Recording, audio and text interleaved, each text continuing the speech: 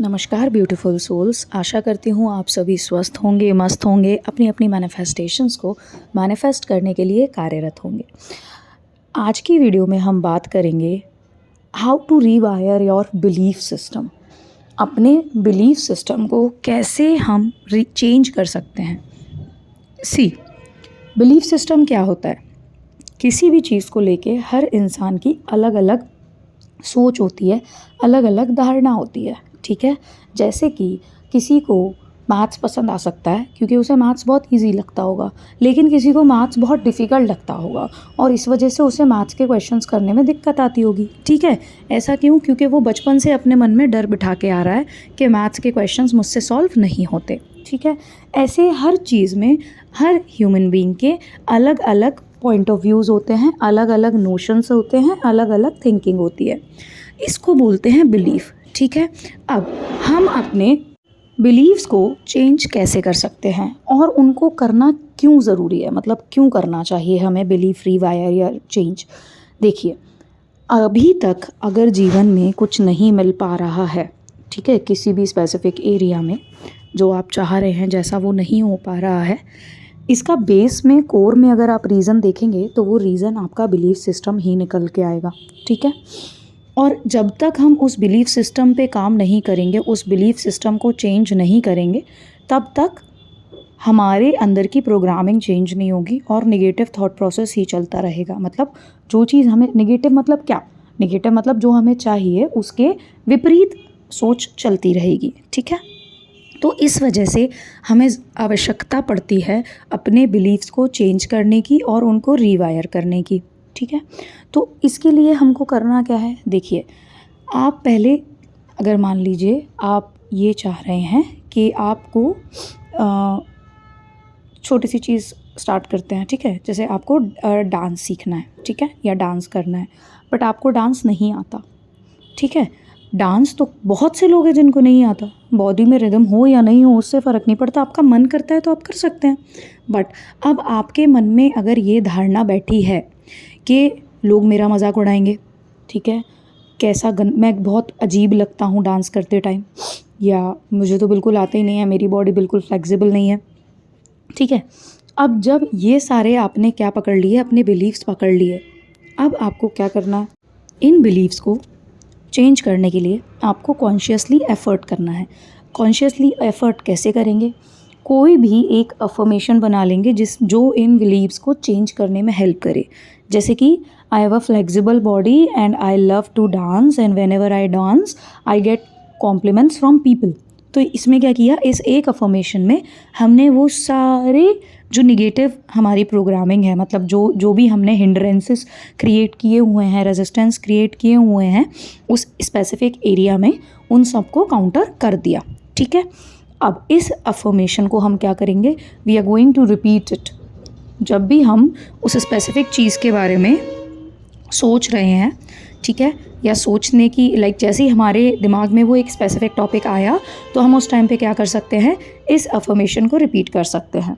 अब इस अफर्मेशन को रिपीट कर किसी भी एरिया में आप जो भी एरिया लेना चाह रहे हैं, जिसके बिलीफ आपको चेंज करने हैं, उसका एक अफर्मेशन बना लिया। उस अफर्मेशन को आप या तो रोबोटिकली अफर्म कर सकते हो, क्योंकि मैंने आपको बताया है कि कोई भी निगेटिव स्टेटमेंट जो हमारे सबकॉन्शियस में बैठा हुआ है, स्टेटमेंट निगेटिव नहीं होता है। जो हमारे निगेटिव, हम उसे इसलिए बोलते हैं क्योंकि वो हमारे जो डिज़ायर है उसके अगेंस्ट में है, इस वजह से हम उसे निगेटिव बोलते हैं। तो कोई भी स्टेटमेंट जो हमारे थॉट प्रोसेस में, हमारे सबकॉन्शियस में एज अ बिलीफ बैठा है, उसको चेंज करने के लिए या कोई नया स्टेटमेंट हमारे सबकॉन्शियस में फीड करने के लिए हमें कितनी बार रिपीटिशन करना पड़ता है उस स्टेटमेंट का? 10,000 टाइम्स। ठीक है, ये तो 10,000 टाइम्स के बाद वो हमारे सबकॉन्शियस में फीड हो जाता है, वो प्रोग्रामिंग नहीं आ जाती है जो हमको फीड करनी होती है। ठीक है, तो आपको क्या करना है? रोबोटिकली अगर आप अफर्म कर सकते हैं उस नई स्टेटमेंट को, तो आप अब रोबोटिकली उसे अफर्म करिए, nothing better than that.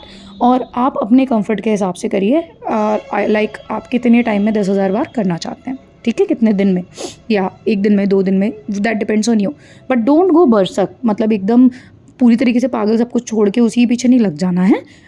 Do it at your comfort. ठीक है, नाउ इसके अलावा आप क्या कर सकते हैं, आप अगर रोबोटिकली नहीं कर पा रहे हैं तो आप दिन में कभी भी समय निकाल कर 5 से 10 मिनट उस एक अफर्मेशन को रिपीट करें, ठीक है।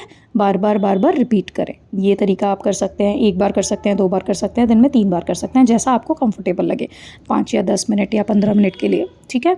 इसके अलावा आप क्या कर सकते हैं, scripting. Nothing better than scripting. मैंने बताया है आपको कि जब हम लिखते हैं तो हमारे 5 सेंसेस यूटिलाइज होते हैं, और जब हमारे 5 सारे के सारे सेंसेस यूटिलाइज होते हैं तो हम कौन से मोमेंट में आ जाते हैं, हम प्रेजेंट मोमेंट में आ जाते हैं, मतलब हम नाउ में आ जाते हैं। तो हम स्क्रिप्टिंग किस चीज़ की कर सकते हैं, हम अफर्मेटिव स्क्रिप्टिंग कर सकते हैं। मतलब जो अफर्मेशन आपने अपने बिलीफ को चेंज करने के लिए बनाई है, उसी अफर्मेशन को आप क्या कर सकते हैं, आप स्क्रिप्ट कर सकते हैं on a day to day basis. Count आप डिसाइड कर सकते हैं कि आप कितनी बार कर सकते हैं। There is no hard and fast rule over there, ठीक है।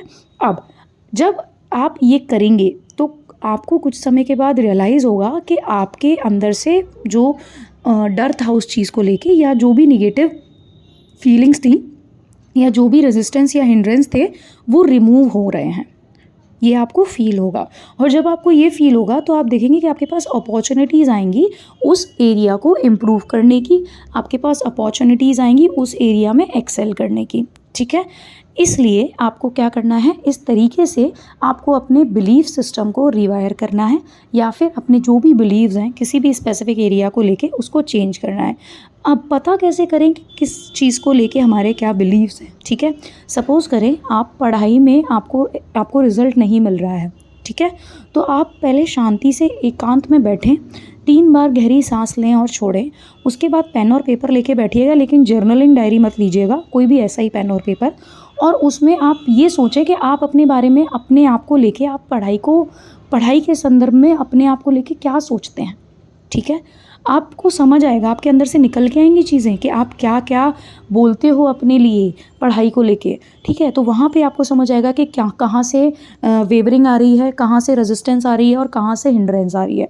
फिर बस जैसे ही आपको समझ आ गया कि आपका ये बिलीफ सिस्टम है पढ़ाई को लेके, तो आप क्या करोगे, आप उसको काउंटर करने के लिए एक सेंटेंस बना लोगे पॉजिटिव, मतलब जो आपकी डिज़ायर के पास आपको मूव करे, वो आपके लिए पॉजिटिव सेंटेंस, मतलब अफर्मेशन।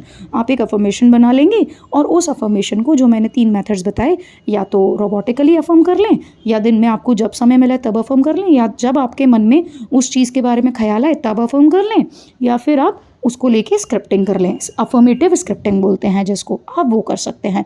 और ये करके आप क्या करेंगे, आप अपने जो बोलते हैं ना, जड़ से उस चीज़ का बिलीफ ही चेंज कर लेंगे, उसको पूरी तरीके से 360 चेंज कर देंगे।